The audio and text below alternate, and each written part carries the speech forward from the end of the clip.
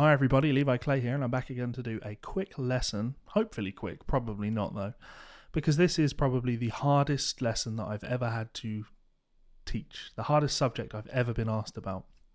This question comes to me from one of my patrons over on Patreon, and it pertains to this idea of thinking. How do you think when you're improvising in terms of playing over chord changes? How do you play ideas fluently from one chord to another? What is it that you're hearing to differentiate between the two chords? And it's a very deep question, a very, very deep question, and a very, very hard one to answer. In fact, it's something that I wasn't even aware of my own answer for this until I was asked the question. And even then, it took me a while to really sort of think about it. And I went to see some gigs and I looked at what guys were doing. And the more and more I thought about what they were playing and how I would approach playing over what they were playing, I kind of realized that I do have a kind of method in place. And for me, that method goes back to how I learned the neck. So it's not really about systems and things like that. It's just because my approach to playing the guitar was very harmony based. Everything was about the chord. So if I'm playing on A,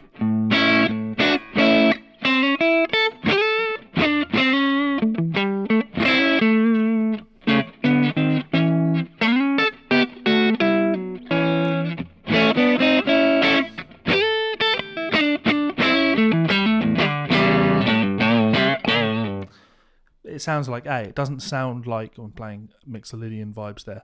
It doesn't sound like I'm playing a relative major scale or anything like that. It sounds like the chord that I'm playing on. And really, that for me came from my knowledge of triads and things. So I've got this, I teach it to all of my students actually, these closed voiced, because this is how triads fall on the neck. There's no avoiding it. That's the only way that you can play closed voice triads. And when you get comfortable with that as a bass sound, triads, just moving between two chords. So maybe you're looking at a C chord and an F chord. Being able to see this and then this. I'm using the word C, and actually that's the wrong answer, a wrong word. It's here. I can hear this. And I can hear how each one of those notes, so if I take this note, bo, I can hear that next chord, bo, bo, and the note resolves, bo, do, take this note, ba, da, at the top note, ba, da, it stays where it is. So when I'm improvising, if I'm playing on a C to an F, maybe I play now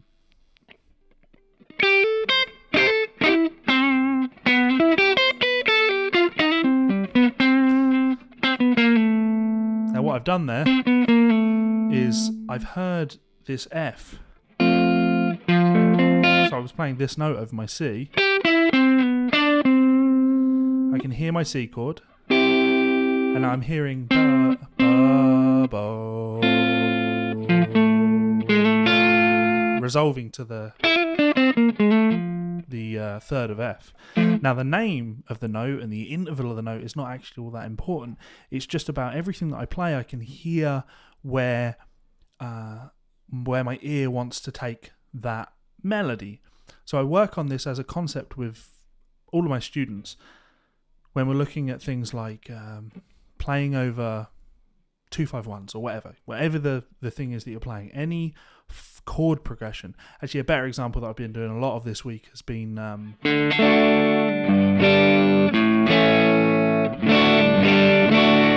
Together Again by Buck Owens.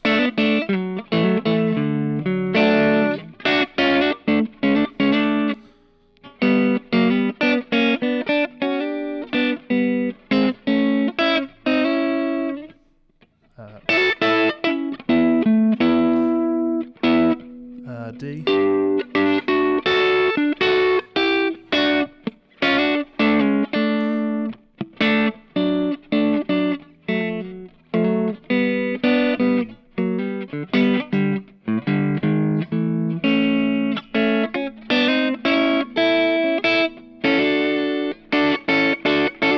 So when I'm doing that, I can, on the D, I can, no matter where I'm playing, if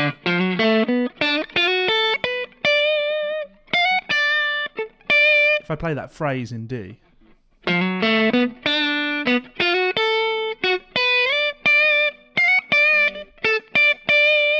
I then have to be able to hear this movement from D to G. So I play my phrase, I end up somewhere up here.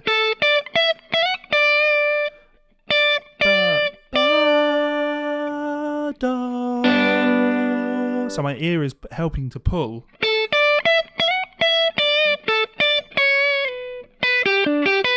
Played the wrong note, but yeah.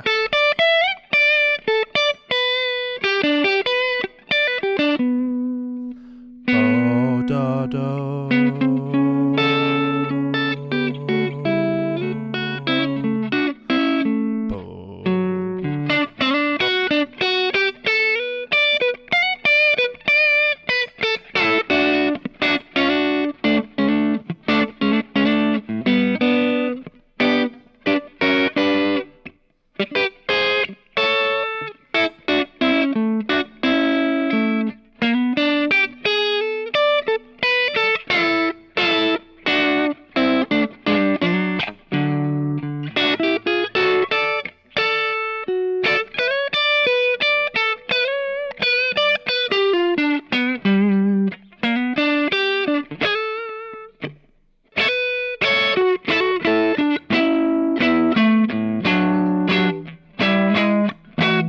So when I'm doing that, there's a sense of the chord progression. And the only way I can really do that in my head is no matter what I play, any phrase that is played,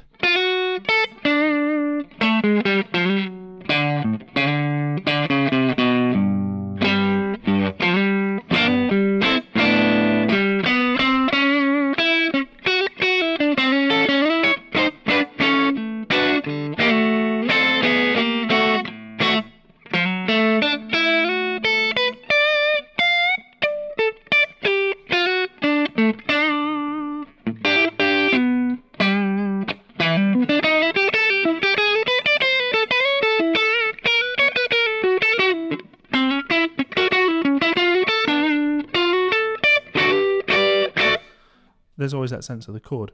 Now, that's not the sort of thing that you can just pick up and just instantly be able to do. It really is a lot of experience and practice that my ear has developed that sense of where the chord is, where the harmony is at any given moment. Now, this as a premise extends to any style. So if I'm playing something that's a little bit more rock fusion, that cheesy...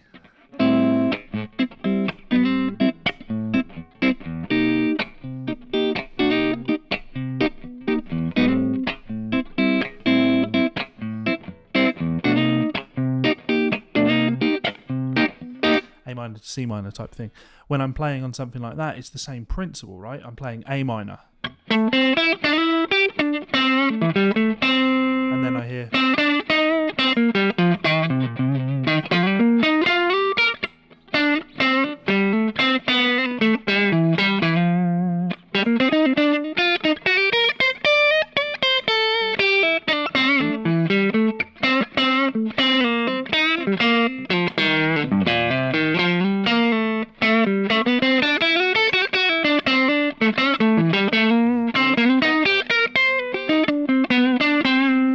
that works.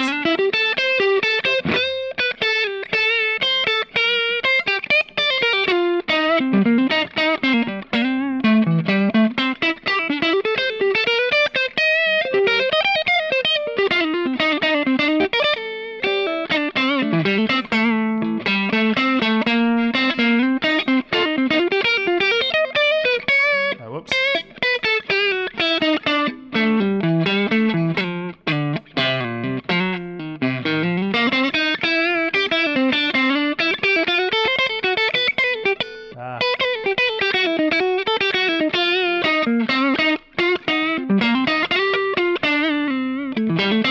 Now, I played a bad note there, a couple of bad notes. That's kind of the point of improvisation, and too many notes. But really, no matter what I'm playing on, that is the principle. It's about in the short term, being able to play very simple phrases that lead from one chord to the next. So if I'm playing on A minor, we have this. And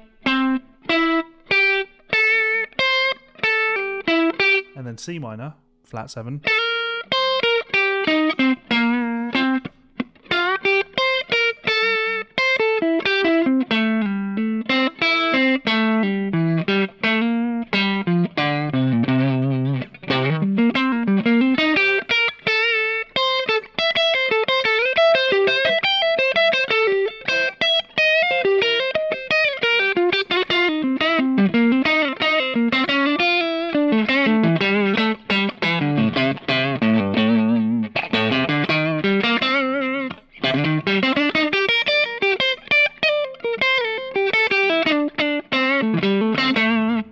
Playing that sort of stuff endlessly, and you're constantly looking for new phrases. So what I would recommend as a practice method for something like this is just take a simple jazz standard, a really simple jazz standard. I don't know why, but the one that jumps into my head always is Blue Bossa because the chord changes are very simple. You've got C minor, F minor, D minor 7 flat 5, G7 altered, C minor, 251 in D flat, D minor 7 flat 5. And when you take an exercise like that, a chord progression like that, it's very easy to literally just play 4 notes per bar and go.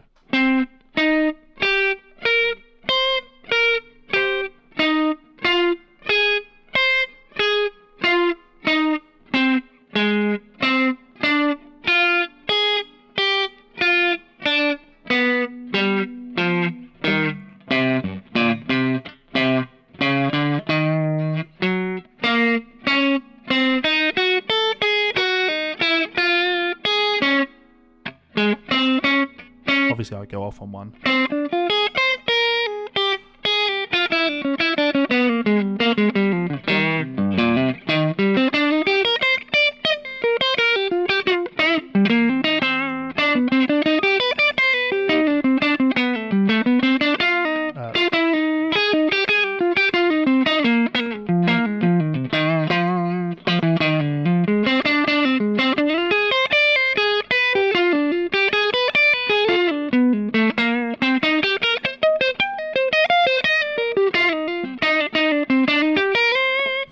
Round and round on that kind of thing.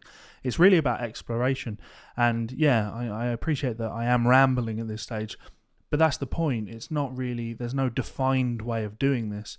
It's very much about taking something very simple, any chord progression, the blues, a pop song, and just thinking, what's the basic harmony, and can I outline the sound of this harmony with basic triad sounds and hear the way these voices lead together.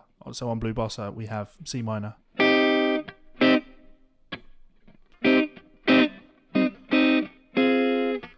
that F minor,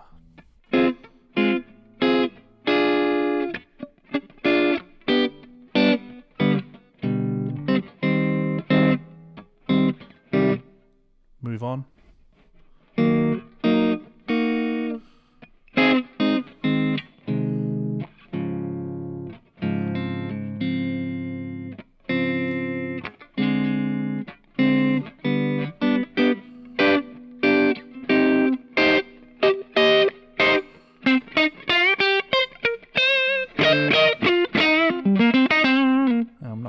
Playing because I play too much. But that is the answer, and I appreciate that it is a lot of as I say, esoteric nonsense. That's just what works for me. It's a constant sense of hearing harmony. Whenever I hear or practice any line, I'm doing everything in my power to be able to hear what the chord is behind what I'm doing. And if you have that sense of being able to always hear the chord you're on, then you should hopefully be able to hear the chord that's coming up in your head before it's there. And one last exercise, actually, I kind of meant to throw this one out there. Just being able to play like any chord. So if I take an A, close your eyes, just move your hand around the neck and do this. So play the A and then... Now that note works. Let's do another one. See, my ear told me I heard this note and I resolved it up a semitone. And that's the root. If So I do it again.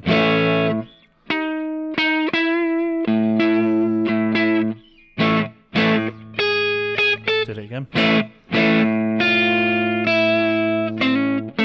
So being able to take literally any note, and I can hear how that note sounds in relation to a chord that's not there.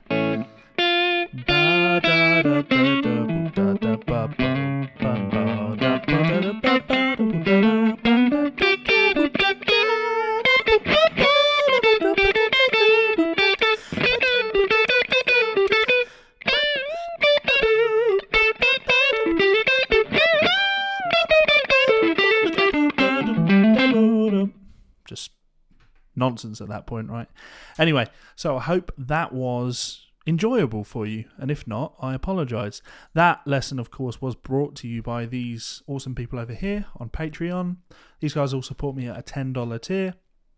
If you would like to join that list of awesome people, good things come from it. You notice how we've got a really good microphone in front of me now, so this should sound really good. We've also got my guitar is being captured. I'm recording the audio and mixing these together because I picked up the Kemper profiling amp, and this is great sound using the it's a Dr. Z profiler Maz 18.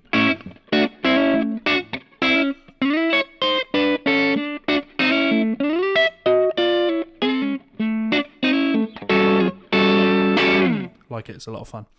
Anyway, so yes, you can join that group of excellent people for $10, or you can join us over on Patreon for as little as $1. Doing so gets you access to my private patron-only Facebook group. Lots of cool stuff going on in there. You get to make video requests like this one. This was done for Richard over in my Patreon group. So check us out by clicking that button up there. You can subscribe by clicking this button down here, and there's 2 more of my videos there and there. Check them out. I'm sure you will find something you enjoy. And if you don't, well, keep coming back because I appreciate your views and your comments. So see you in the comments, guys. Chat soon. Bye.